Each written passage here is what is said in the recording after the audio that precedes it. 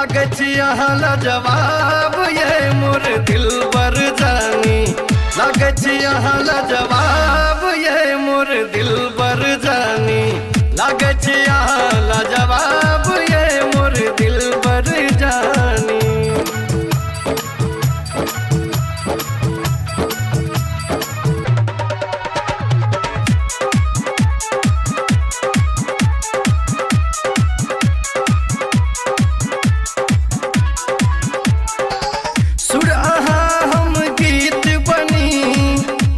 दोसर के मीत बनी दुनिया लेते नाम जेकर तेहने सन हम प्रीत करी। धक धक ही धड़काबू लग कने सटियाबू फिर नहीं घूरत जुवानी। आओ काली मन मानी थोर सटाउने रस पियाउने तन मन जरे हमर जल्दी मिझाउने। जीवन यहाँ बिनु आप ये मोर दिलबर जानी। मनीष कहे ये लाजवाब ये मोर दिलबर जानी। लागे छी यहाँ लाजवाब ये मोर दिलबर जानी।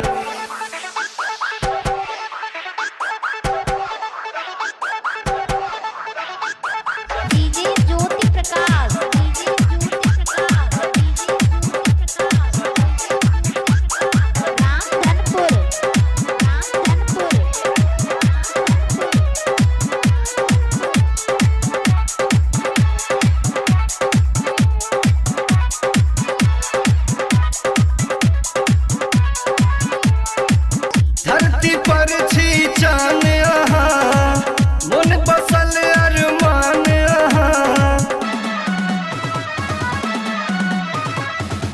एक अनमोल बनावट छी हमरा लेल भगवान अहाँ। बिनु अहाँ मर जायब माहुर बिख हम खायब। हीरा सोना चानी अहसन किछु न रानी। कंगना खनकाउने पायल छनकाउने कोयली सन मिठगर अपन बोली सुनाउने। आहा छी कली कचनार ये मोर दिलबर जानी। विकास कहे ये लाजवाब ये मोर दिलबर जानी। केशव कहे ये लाजवाब ये मोर दिलबर जानी। एना लजाउने सोझा में आउने प्यासे मरच गोरी हमरा जिया बुने। लागे छी अहाँ लाजवाब ये मोर दिलबर जानी। लागे छी अहाँ लाजवाब।